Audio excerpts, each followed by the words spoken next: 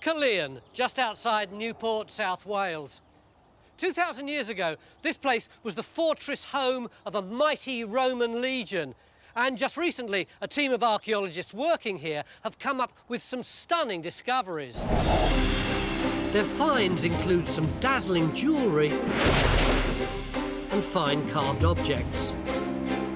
But even more exciting than that, they've identified dozens of new Roman structures. These buildings appear to be bigger and more extensive than anyone could have imagined. So when were they built and why? And was this place more significant than people previously thought? Only by digging can we hope to understand what these new buildings might be and why they were put here. There it is. That is the information we want. I've never excavated one of these before in my archaeological career. So Time Team's heading to Caerleon for 3 days to lend some mind and muscle power. We'll be helping out in any way we can. Together, can we crack the mystery of one of the great sites of Roman Britain?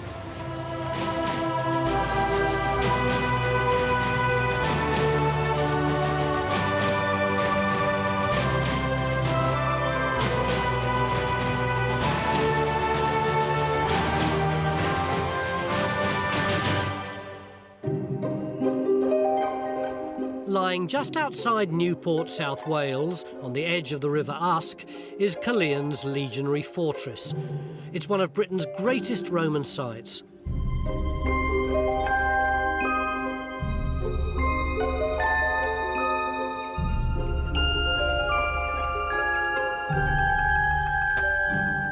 The fortress has been known about for over a century.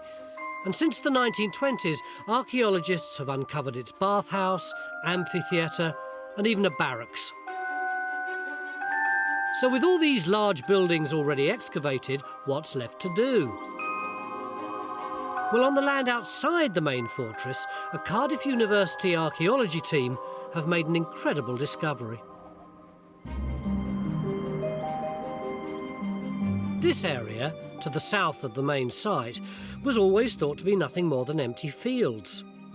But thanks to some remarkable geophys, site director Peter Guest now thinks he's identified a spectacular complex of Roman buildings. You've saved us a lot of time, haven't you? You've already done a load of geophys.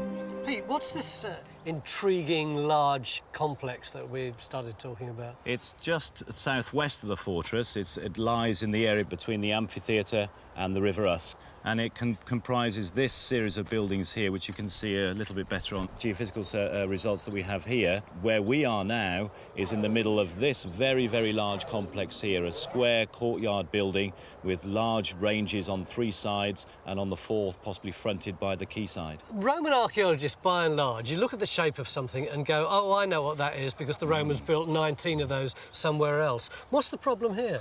The problem is the scale and its location. It's so big. It's one of the largest buildings known from Roman Britain, and the courtyard itself is over 100 metres either way. And the fact that it sits outside the corner of a legionary fortress, it's not what we expect from looking at other fortresses across the UK. A gigantic courtyard like this could have been a temple complex, a large monument, or some kind of giant military parade ground. We'll only know for sure once we've put some holes in the earth. We want you to dig in the centre of this, on top of what is a very interesting and possibly significant little rectangular building. So, Tim, what in more detail do you actually see on the geophysics that we're actually trying to excavate? Well, your trench is positioned over the corner of a little rectangular structure of some sort, more or less on the axis of the courtyard. But one of the intriguing things is that the geophysical anomaly which surrounds that is different from the rest of the structure that mark the line of stone walls. Couldn't different be later? Couldn't we be looking at a Victorian privy or something? Or a medieval cowshed. It could be many things. We'll only know, once we put a spade in the ground, whether we are looking at a Victorian privy or a Roman building of some importance. Just need a digger, don't we? Kevin?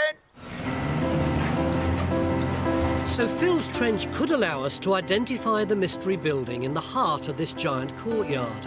And it may even offer us the key to understanding the entire area. Look at that. Look at that. Beautiful. That's coming up well. Lovely. Lovely. I could do with some turf like this for me lawn. One thing that's crucial to understanding Caerleon is the Usk River. In Roman times, rivers were vital thoroughfares for transport and supplies. So Alex Langlands is taking a closer look. Wow. Peter, this is actually quite some river, isn't it? It is. This is crucially important to the siting of the legionary fortress here. We're on the lower banks of the River Usk. Right. And this is the lowest crossing point of the river. So what effectively you're saying is that everything downriver from here is just too difficult to cross. Too wide, too difficult. This is a very tidal river. It has a high tidal reach. Right. Which means that in terms of being able to sail up and down, it can be quite tricky at low tide as it is now. Yeah. At high tide in the afternoon, the river then rises to the top of the mud flats you can see behind us and almost to the bottom of the bushes over there on the right-hand side. But at the same time, I guess that tidal reach could have been used to bring materials into this location. Exactly. It's a very strategic place and it's a very good river for allowing access into the hilly interior part of Wales, so that the Legion here would have been able to supply the auxiliary forts at Usk and at Abergavenny and at Brecon too. And then in the opposite direction, the Legion could have been supplied from the rest of Roman Britain through the Severn Estuary. Right. But it is also about control. The legionary fortress sits on a major crossing point of north-south and east-west access routes, and it's about controlling people's movements and also communication, but also about being able to bring in large quantities of men and materials in order to push the Roman conquest of Wales further and further west. Caerleon was clearly a very important centre in Roman Britain. But getting to grips with the newly emerging picture of this site is a daunting task. There are over 30 students and volunteers working here this summer in 8 active trenches. Your trench is just here. Time Team's Rackshar is joining supervisor Rob in a trench just to the east of Phil's Trench, slightly to the south of the amphitheater. They think they may have picked up some Roman buildings on the geophys of this area. So what are we actually targeting in this trench? Well, the first part of the targeting was to establish whether these humps and bumps in the field were the waste tips from the 1920s excavation of the amphitheater. And secondly, once we can clear those out and prove what they are, then we can hopefully get down onto the Roman levels and find out what these buildings are underneath. So we possibly have a Roman structure in here. I certainly hope so. I'm actually quite excited because you're still very much at the early phases. And I want to get in. You've got me for 3 days. Come on, then. Right, that's it. We're going to move you up to the roof tile level up here. Brilliant. And see if we can find you corridors, walls, and maybe part of the monumental complex. So here, in this well-advanced trench, Rakshar's already got some serious archaeology to get her teeth into. But even in Phil's Trench, only opened earlier this morning, we're getting indications of walls and floor surfaces.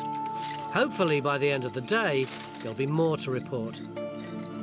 In the meantime, Mary Ann's keen to get to grips with the bigger picture of this site. By 76 AD, the Romans had conquered most of Britain, and fortresses were a key means of controlling their newly subjugated lands. In Britain, there were just 3 permanent legionary fortresses, one at Chester, one at York, and the one here at Caerleon. Guy, we're talking about Caerleon being a legionary fortress. Do we know what the layout would have been? If you imagine that this is our fortress here, you've got something like a very large playing card shape, and that represents the fortress walls. And we've got a gate in either side, here and there. At one end, we've got loads of barrack blocks all the way up here, and at the other end, we've got loads of barrack blocks all the way along here. And in the centre here, we've got the headquarters building, other administrative and store buildings, and we've also got a huge military bathhouse. And outside, just over there, is the amphitheater, and beyond that is the site that we're digging today. So this is a big, bustling city. It's kind of self-sufficient, is it? It is self-sufficient. It's very self-sufficient because it has to be. This is the edge of the Roman Empire, and it is a sort of centrepiece, if you like, of Roman military culture. But it's not just the fortress. All round here are going to be the canabi, the hutments, the settlements, if you like, which are a sort of civilian settlement outside the fortress. But at Caerleon, we seem to be finding far more than mere hutments outside the fortress walls. The evidence we're finding of a gigantic monumental complex is something nobody would have expected. So what's its function? It's all hands to the pump as we attempt to find out. Matt Williams is getting ready to muck in. Hi, you Kaz? I certainly am. Hi, I'm Matt. Nice to meet you, Matt. Nice to meet you too. Kaz is a Cardiff Uni supervisor, and she'll be doing her utmost to keep Matt in line. Their trench is at the edge of the courtyard complex, where the team think there's a series of additional buildings running along the side. Right, I've been volunteered to join you in this trench. It looks pretty impressive. Can you tell me what's going on? Trench 5's been located to find the orientation of the rear range of rooms that form that monumental courtyard within the complex. These walls would have formed the main walls of that range of rooms. So the walls we see coming out at right angles, this one here and this one to the right, would have then formed the room dividers, the internal walls. Right, so you're standing in a little room there. I am indeed. OK, so where do you want me then? Well, come on in here. Oh, right. Got your trowel? I have indeed always got my trowel with me. Fantastic. So the plan for today really is to take down this dark silty stuff in the hope that we can find a nice floor surface. So a posh floor to go with the posh wall, really? That would be fantastic. Opus igninum, something like that. Brilliant. Lovely. Opus igninum was a waterproof building material made of mortar mixed with fragments of crushed tiles or terracotta. There's the pot coming up already. Look, there's a piece there. We have, out of here, another piece here. Yeah. Trays and trays full of pottery, animal bone, oyster shells, bits of plaster that have come off the wall. Fantastic finds coming up as well. We could be looking at a fairly grand series of rooms running along the courtyard edge, but it's still too early to tell for sure.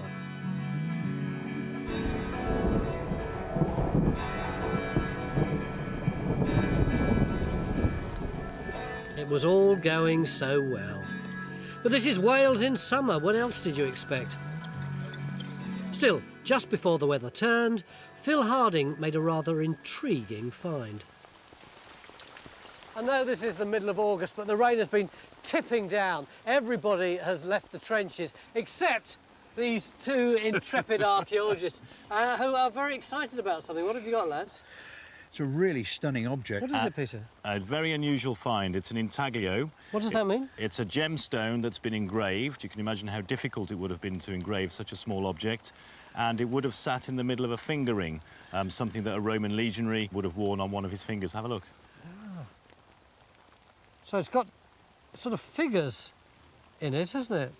It represents Roman imperialism, the eagle. We have the Roman Emperor Augustus in the person of the Capricorn, which is also the symbol of the Roman legion. And then, of course, the horn of plenty, the cornucopia, is associating bountifulness and good times with Roman rule. I think this is the most beautiful, delicate little find we've had on Time Team for ages. I know, and the beautiful thing is it came from our trench, and actually the archaeology in the trench ain't bad. We actually put this trench in to examine the square building that showed up on the geophysics. Yeah. Well, you can actually see now the corner of the square building. Not only have you got it, but that certainly doesn't look like a Victorian privy to me. It's definitely not a Victorian privy. I think we're happy with that. It's unusual in that it's made of bits of Roman brick and tile, not the normal mortar and stone that we expect. And I was talking to Tim earlier on about it, and he said being that it's made out of tiles like that explains why it showed up differently on the geophysics to a lot of the other walls. And it's the only building, if that's right, it's the only building in this massive complex that's not built out of stone and mortar, the only one that's made out of Roman brick and tile instead. So our mystery building is already looking very promising. Given the materials it's been built with, it could turn out to be something very significant indeed.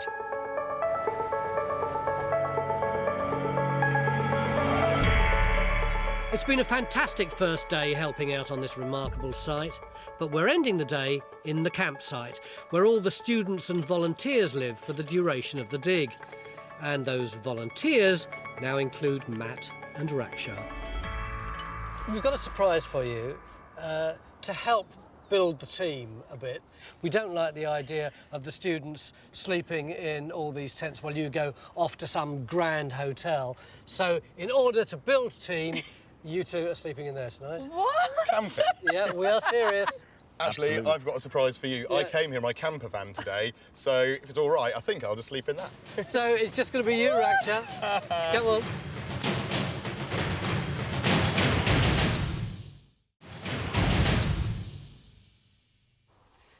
Beginning of day 2 here at Caerleon in South Wales, where we're helping to investigate some mysterious and huge structures that surround one of the biggest Roman fortresses in Britain. These tents, by the way, aren't ours. They belong to the Cardiff University archaeological team who are doing most of the digging. Although, having said that, that tent is ours, as is this camper van, because last night, in the spirit of camaraderie, we got Raksha and Matt to stay here overnight. Here's a bacon sandwich for you. Cheers, mate. I hear that you might have had to have visited quite a few public houses in Caerleon last night in order to help you get to sleep. Yeah, we did. It was there to numb the freezing cold and the pain. Matt, you drew the long straw. There's your bacon Thank you very sandwich, much. mate. How was the night for you? Pretty wild. We didn't have a great amount of sleep, but I feel fairly refreshed. I mean, get up in the morning, open the van door, and there's rain on your face straight away. So I'm ready for it, I think. Do you think you're beginning to get a grip of the archaeology of this place? Well, definitely, because we turned up yesterday, and as you know, usually we start and finish within 3 days. But I came in there yesterday, and the supervisor was there, and they've been digging for 3 weeks. Here's the rubble layer. We've gone through this. We've gone through that. So already, straight away, we're into the middle of the trench, and so much stuff has been going on already. And yeah, I think we're getting onto it really well. Are you losing your voice? I am indeed losing my voice. How come? Well, I think there might have been a bit of karaoke last night. Oh, messy, messy. But while those two are still reaching for the Alka-Seltzer, one stalwart of British archaeology is already wide awake and itching to seize the day. Phil's trench is starting to look very ambitious. Let's hope he's not biting off more than he can chew in the 2 days we've got left here. Let's just take a bit more of that side of that stone, and let's just see whether or not it goes down onto that sort of just clean greyish silt. Phil's key aim for today will be to find the courtyard's surface. This could give us a vital clue as to the function of the mystery building and the wider area surrounding it.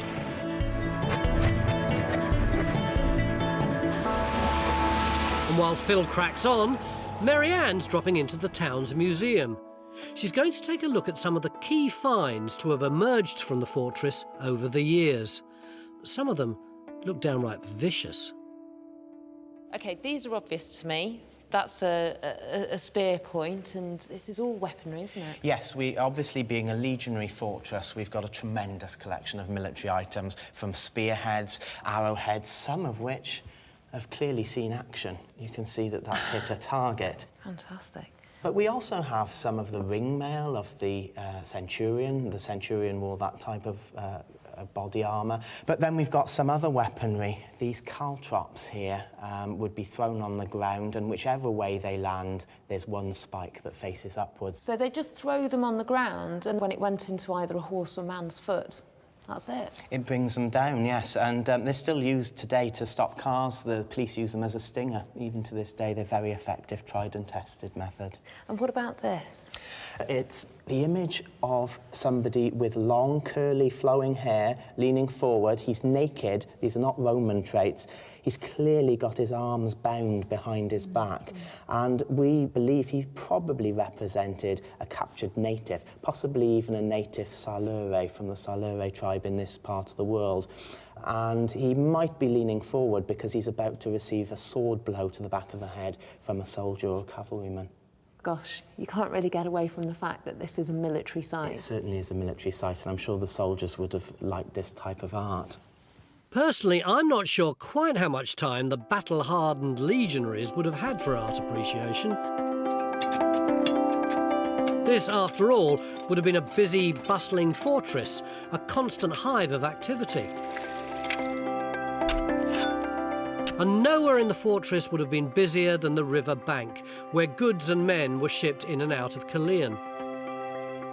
So Alex is exploring a trench that looks like it's picked up the Roman quayside. Scott, now things have dried up here in Trench 1, we've got a really good opportunity to check out this stratigraphy, haven't we? Yeah, absolutely. I mean, the rain's brought out the colours, you can see the various layers overlying each other, and what we seem to have here are various events of tipping and ground makeup for presumably ground reclamation. So they're building up the ground surface in this part of the trench, but what are they doing in other parts of the trench? Well, behind you we've got the tagular wall, and that effectively divides the wet side of the port to the dry side. Yep. Yeah, and the crucial thing here is this clay then that's bonding the tagular wall together. That's creating a sort of waterproof boundary. Absolutely. So what they're trying to do is rework this area then to maintain access to the river, though. Yeah, I mean, this could be an event where the river's silting up and it's moving away from their port wall. Right. And so they're putting hard standing down, they're reclaiming the land, they're moving closer to the river as it moves away from them. Right. So we've almost certainly got a working quayside here. I think so. I mean, if we look at the surface farther back over there, yep. We've got a flagstone surface, and you can see that there's parts of the flags missing, and it's a good, hard working surface. Yeah, but it's very smooth, isn't it? Yeah, I mean, it's seen a lot of foot traffic. Yeah, now that's that's carrying essentially up to our supposed monumental feature up in the site. Traffic from the quayside. Yep. So goods and people coming in here are going to have been using this floor to get up to that part of the site. Yeah, it leads you in. It takes you from the port side all the way up into the courtyard to the complex up there. So far, it's not an especially grand quayside. Could that mean that the courtyard lying beyond it is likewise less grand than we might have imagined? It's too early to tell, but there's no denying that some of Caerleon's main structures were built on a truly impressive scale.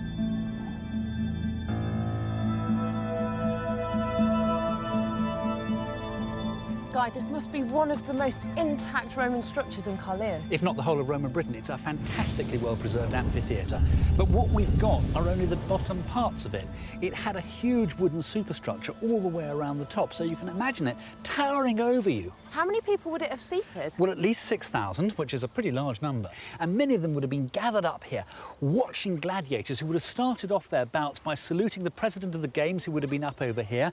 And right out in the middle here, this is where most of the bouts would have taken place and where some of them would have died. And this is where their bodies would have been dragged away from. Is that what was happening here? Gladiators fighting to the death? Christian martyrs being thrown to the lions? I'm not too sure about the Christian martyrs, although that might have happened. But what we would have had is slave gladiators, people whose lives were basically doomed. They weren't going to live very long. They were going to have horrible, grisly deaths out here. But you haven't only got slave gladiators. You've also got amateur soldier gladiators, men who wanted to be like the great gladiators who would come out here and try and do their level best. But it's not the only thing that happened here, because what you should also imagine is the Roman army performing here. They would have put on celebrations of great battles from Roman history. But this is one of the most interesting features. What's this? This is the shrine to Nemesis. And Nemesis is fate. And fate is the goddess who determines, if you're fighting out here, whether you live or die that day. Time Team's Matt Williams may not quite have the physique of a gladiator, but he's battling admirably against his hangover. Matt, how have you been getting on here? Am I all right going across here? Yeah, if you just get across onto that wall. Yeah. Yeah, how are you getting on? Pretty well. I mean, we came in here yesterday and Cass said we've got a lovely painted plaster wall. Let's find the floor to go with it. So came in and we've not just got one floor, I've come up with two. We've got this lovely crushed tile floor there, and then there's an earlier white plaster floor underneath it there. So what's happening in the rest of the trench? Well, if you come on down this way, you're in the room there. This is where the main front wall of the corridor was. So if you step down here, now we're outside. Yep. And we're in another kind of covered walkway, a bit like the back. And here's the line which would have had the posts on and the floor, the roof coming over the top. So now we nip outside. It's beautiful kind of stone pavement there. That is lovely, isn't it? Absolutely amazing. Why is it flipped up at 90 degrees? Well, I think that might be something to do with water management. There would have been a lot of water coming off the roof here, and there's a drain just behind you there. Sure. So that was basically to stop maybe the flooding of the main courtyard area. It's a fine example of the careful civic planning for which the Romans are renowned. And rigorous Roman planning, alongside very rigorous discipline, is what turned the mighty legions into such an effective military force. when we talk about the legions themselves, what do we know of the structure and the hierarchy? We know that they were divided into 10 cohorts, which were subdivided into centuries. And each century was made up of 80 men. It used to be 100 men. It had become reduced to 80, but they had kept the title century. And a century, you won't be surprised to hear, was commanded by a centurion. These are the blokes who are going to be standing there saying, "You horrible little men, you," giving them a really, really tough time. Those are the chaps you'd be scared of. Right. Which brings us neatly, Alex, to your love of experimental archaeology. Yes. And how there might be no better way of understanding life as a Roman legionary than to live it for 24 hours. Right, OK, this is sandals and skirts time, I guess. All the way. Are you up for it? Well, I don't think I've got any choice about this, have I? Nope. No, no. We've got a lovely, delicious, horrible little man centurion waiting for you over there. Right. So, are you ready to do your duty for Rome, Alex? At my signal, unleash hell. Or half a dozen legionaries, anyway. Now, Chris, I've been somewhat press-ganged into joining the Legion, and as I understand it, it's 25 years of my life I'm signing away here. Indeed. And in fact, if you're during that 25 years, you also are not allowed to make a legal marriage. Right. And if you were married when you enlisted, the actual process of joining the Legion would be an automatic form of divorce. Right. Before you joined the Legion, you would be expected to have purchased your kit. You're in the kit of a typical legionary of the 1st century AD, with this lorica segmentata type armour made of strips of metal. Yep. Joined together inside on leather straps. So even though it feels heavy, it's quite flexible. Right, so in terms of training, what's the sort of first steps? Well, the first step with any soldiers really is to learn how to march. We know that the Roman soldier was trained to march some 20 miles in 5 hours. OK, that's quite a pace, really, isn't it? It is, yes, indeed. OK, right, well, I'll put my my hat on. What's this called? It's called a cassis. Cassis, yeah? And finally, you need a scutum. A very large shield. It's type of shield that, you know, riot police are still using today. Yeah, well, it Big is. shield in that shape. Great stuff. And this throwing javelin called a pilum. A pilum? Right, so I'm fully kitted up and ready for war. Yes. Well, you better introduce me to my new family. You're right, will do. Where's the Vexarius? Come on! Get here. No, you two should be there, shouldn't you, you dozy blooming school teacher? Not you, him.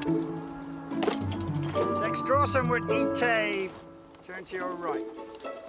Hila portate. Procade. Ite.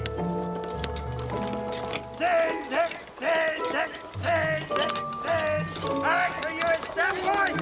Are you in standby? Yep, sorry. See you in 25 years then, Alex. Good luck. Hopefully Phil's trench won't take quite that long to start producing some results. Can I get in your trench, lads? By all means, Come on in. Tony. Now, this is the one that we put in yesterday because of the geophys which showed up this part of your monumental complex, and yet you seem to have got bored with that side of the trench and you've started working here. Ah, but you've also got to remember that when we actually had that discussion, we also flagged up the fact that we needed to try and find the surface of that monumental complex. And what we've been able to do is actually get through the full sequence of the deposit. Where is the bedrock? Where is the natural? The natural is right down at the bottom of that hole with the muddy puddles. So really, you haven't managed to find the surface that you were looking for? We have. Where is it in the trench? We're actually standing on it. Really? Here, what is there here that tells you that this is some kind of archaeological surface? Well, look here. You've got big lumps of charcoal, you've got brick and tile, and here you've got an enormous chunk of pottery, and then over there you've actually got a piece of iron slag.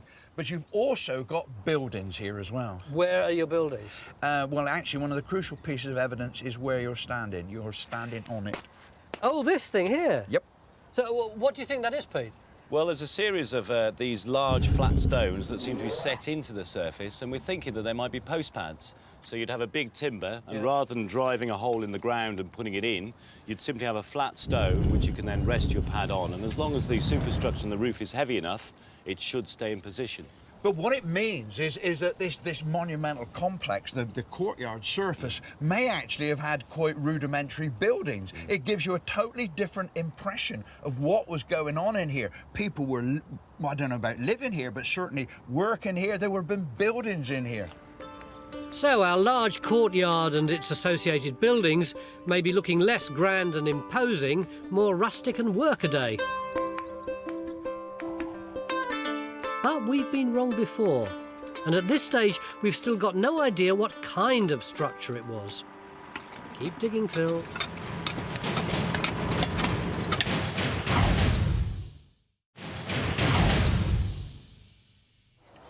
It's not just the remains of the military buildings that are so fascinating on this site. We've been getting a lot of small finds as well. Although, frankly, Rakshar, your find isn't exactly small, is it? Not really. What is it? Well, Tony, we were cleaning away this section, hoping to find the remains of a robbed-out wall, and came down on this large white object. It appears to be a section of Roman water piping. Have we any idea what it would have been for? Water supply, water drainage. We know that there was a baths to the north of the site. We've got high-status buildings, which will need very often have water supplies to them. This isn't the whole thing, though, is it? No, it isn't, because this is still carrying on in that direction, and it's also going off in that direction. I mean, it's such a surprise. We're so happy. We thought we were going through the kind of backfill from the 1920s excavation of the amphitheater, and we've come down onto Roman layers. We've got this stonking great pipe, and I can't really express how significant this is. I've never excavated one of these before in my archaeological career. Rakshar and Rob have found a vital clue. The lead pipe means we've got fairly grand buildings at the edge of the courtyard. Certainly more than mere rustic huts. But over at Phil's trench, the quest for a floor surface isn't going quite to plan. He keeps turning up rough, unworked stone. This one, I think, was just tipped over, so he wants to tip back. Yet in most cases, wherever you pop in a trench at Caerleon, there seem to be rich pickings. The Cardiff archaeologists have had hundreds of small finds out of their trenches this year. What's this? This is actually an open work belt plate. You can see it's pierced. It would have been on a Roman soldier's belt. So it would have been silvered originally, and contrasting against the leather of the belt, it would have been quite spectacular. And those plates went all the way around the belt. The military belt was the symbol of being a member of the Roman army and all the status that goes with that. If a soldier was disgraced, well, part of his punishment might be to stand in public without his military belt, and that was a major way of disgracing a soldier. Wow, beltless shame. What about these? I mean, obviously that looks to me like a brooch. Yes, it's a horse brooch. This is probably one of the latest finds from this site and possibly dates to the 4th century. Then we have some other animal brooches, some very nice zoomorphic brooches, again of about the same period. Zoomorphic being they're in the shape of an animal. In the shape of an animal. They respected a lot of the natural world, and they looked at the traits of different animals and admired many of their qualities, and that's reflected in some of the brooches they chose to wear. The finds have helped Peter and his team build up a detailed picture of daily life here in the fortress. But there's only one way to truly experience a legionary's lot, and that's to spend some time being ordered around by a bossy centurion. Alex Langlands is about to enter the man-to-man combat phase of his legionary training.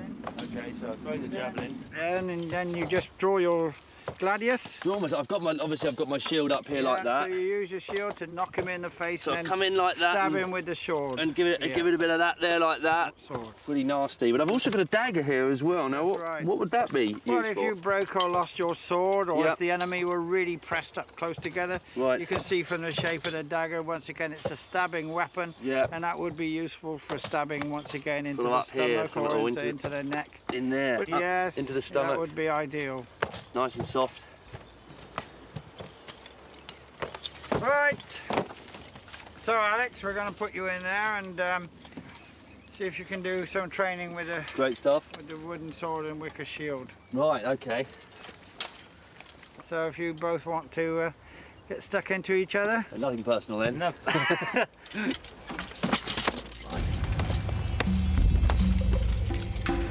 Come on, get stuck in. Harder, harder. Come on. This is not the Girl Guides. And again, boy, and again, and again. I think it's got the measure of me, this one. What are you trying, Alex? Use a sword, come on, stick in there. Push and stab, push and stab.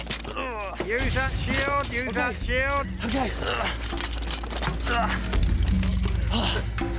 Oh, I submit. I yield to the might of the legions. Well, that was quite good. Whew. It just goes to show, they do say even a trained man in a battle could only fight for about 10 minutes or so, when he would need to draw back and let other ranks come forward to take over the fighting. That's absolutely knackering. Yes. Absolutely knackering, I have to say. Your fitness levels are not quite as good as you thought they might be. Can I get a job in the camp kitchen? Honestly, I cook a mean soup. If there's one man who's never daunted by hard labour, it's the centurion of the trenches, Phil Harding. He's been motoring ahead today, but is he any closer to explaining what went on in this giant courtyard? Phil, yesterday morning you started excavating this trench because Geophys told you that there might be a magnificent building here, and we've got the top of it. But then you moved over here in order to try and find the surface associated with it, thinking, I imagine, that it might be flagstones or whatever. But what you found was something entirely different. Yeah, I mean, really what we've got is an earthen yard. I mean, we've got areas where people are actually living, areas of burning and what have you. It's a much more utilitarian, ordinary sort of yard surface. And what have you found here? Well, we do have an enormous pile of stones. Now, logically, all the building material around here is stone, apart from the tiles here. So it could well be that this is a dump of stones that have come from another building. But the big question is, what do we do in this trench tomorrow? Well, the big question is in front of us. What is that building? Yeah. It's why we came and why we put this trench here in the first place. The good sign is that we've actually got our floor levels at a low level and walls at a higher level. So there should be at least this much of it. We think we are likely to be able to get standing walls maybe a foot high. Really exciting. And now there's just one more day left to solve this archaeological mystery.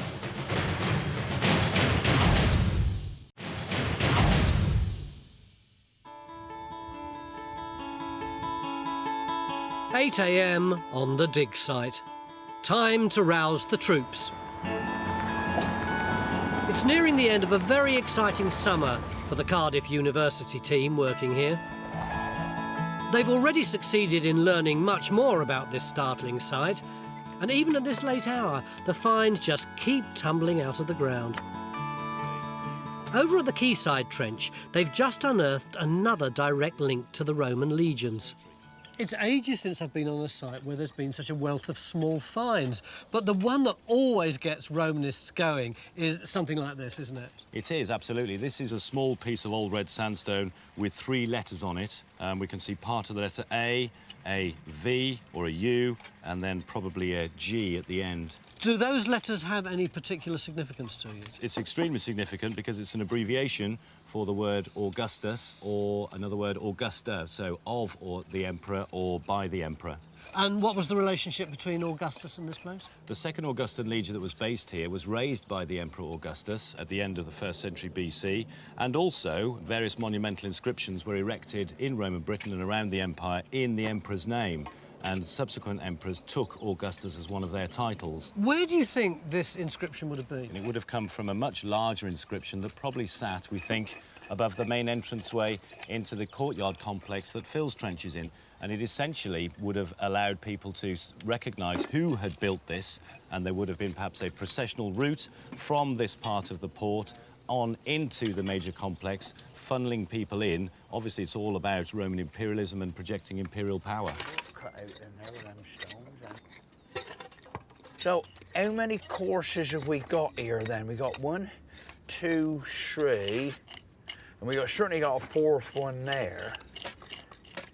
Ah, now then, that is a stone, and it's going under the wall. So, that wall is built on all that stonework. Now, that's something I never expected. I thought they might have levelled it up a bit better than that and put some decent foundations down, but wow, it looks like they've just chucked in a lot of rubble and built the wall up on that, but there's no argument at all. That is the bottom of the wall, and there's a big piece of stone going underneath it. That is the information we want. That's good. That really is good. So another clue that this building may not have been as grand as we thought it was. I really think I'm beginning to get a handle on this site, and the key to it is the River Usk, which when you're working in this field, you're not at all aware of, but in fact, it's just behind that hedge line there. And in Roman times, people would have sailed here from the continent up the Usk. They would have landed at that port. They would have stepped on British soil right here for the first time. They would have come through this huge archway. They would have entered the monumental complex, and they would have been confronted by the enigmatic building that Phil's been working on for the last 3 days. Phil, this has been what we've been waiting for, isn't it? The moment when we began to uncover all the debris around this building. Yeah, the first good news is that it's not square anymore. You're kidding? No, I'm not kidding. It is now oblong. It is twice the size that we originally thought. How? Why? Where? Well, you know, originally we had this square building that showed on the geophysics. And you can see I'm standing in one room of it. We've got one wall going along there, one room going along there. Now we can actually find that we've got a similar sized room of exactly the same dimensions tagged on in this direction. You can see the wall going off in that direction there. Is it just me, or does the line of it respect the entrance up from the port? That is so important, Tony. The fact that the alignment of this rectangular building does respect the symmetry of the whole courtyard. So whatever this building was, it was part of this enormous imperial statement slap bang in the middle of Caerleon. Absolutely. So the scale of our mystery structure implies that it was something rather important. But not all the evidence points that way. We still don't have a clear idea of its function. Just half a day left for us to work out exactly what the Romans were up to in these rather muddy fields. And it's getting muddier by the minute. Another dose of invigorating Welsh rain. Still, it's not enough to stop Matt and Kaz toiling away. Matt, you seem to have been up to your knees in drains for 2.5 days now. Well, there's a drain coming through here, and early this afternoon we discovered this other one here, and you can see there's a top across it where Cass is. Matt, before we go on, you've got to promise me one thing. You will never go anywhere near a karaoke machine ever again. You've just got to keep me away from Cardiff students. Kaz, what have you got? Well, this wall we saw yesterday, that was the division between the building and the courtyard to the right of me, we thought this was originally wall tumble that had come off the wall, but actually removing half of it today, we've got tiles covering a drain. Why have we got so much water management? Well, I have a theory. We've got drains there, drains here. We have this pavement with a lip on it that I showed you yesterday. And there we have the courtyard. The surface that I showed you has actually turned out to be nothing. All we have is silt, clay, almost kind of river-type deposits. I think that this whole courtyard area was subject to some pretty bad flooding. But the river's about 100 metres from where we are now. It is, Tony, but we know that from Roman Britain, the climate changed from the mid-3rd century onwards, so we're getting much wetter weather, and actually that could explain that this part of Caerleon here may well have flooded. So could that be the reason why this once great Roman settlement fell into disuse? Yes, indeed it could, and we've actually managed to take some samples out of these drains, and hopefully that will help tell us when and if that happened. That's great. Matt, the whole of the decline and fall of this part of the Roman Empire could be writ large in your trench. Just the top 5 metres. It's a good result. And Peter's now getting a really clear picture of this monumental courtyard area. But what of the mystery building in the heart of the complex? Time's now up for our contribution to the dig. Has Phil got any answers? Well, it's a lovely piece of archaeology, Phil. But what does it tell us about this building? Well, it tells us that it was never quite as grand as perhaps we once thought it was. I mean, the story is quite clear. Once they decided that this was where they were actually going to build their building, and they looked around and they realised that this is a boggy floodplain. So they flung down some of that big stone rubble over there. That gave them a firm foundation. And then they built up about 4 or 5 courses of the tiles. You can see where they actually bed onto the stonework. And on the top of that, they build a timber frame superstructure. Ah, so this is probably all the wall that there ever was. This is the only wall that there was. It strikes me, anyway, as what you'd expect in Caerleon, a very symmetrical building. And it's not flamboyant, it is very military to me. And we know that it's aligned to the entranceway, Pete. What does that say about this building? Well, it still puts it in the central part of this big courtyard, so it's clearly important. It's the first building you would have seen had you got off a ship or a barge in the middle of the port, looking in this direction, and it tells us a great deal about what was going on in the courtyard. Where are the fancy floors? We can't find those at all. So we're looking at a building that might have a more of a functional role, perhaps something to do with this space being used as a stockade or a corral, rather than the big open yard where legionaries might have paraded. So the courtyard and the building in the middle of it were most likely to be used for controlling goods and people coming in and out of the fortress. Perhaps it was a customs post or holding area. But crucially, the new evidence from the dig suggests Caerleon was even more important than previously thought. A place with a large port and an administrative centre, as well as being a mighty fortress. It was a crucial landmark in Roman Britain, and only thanks to the dig has the full scale of this imposing site become clear.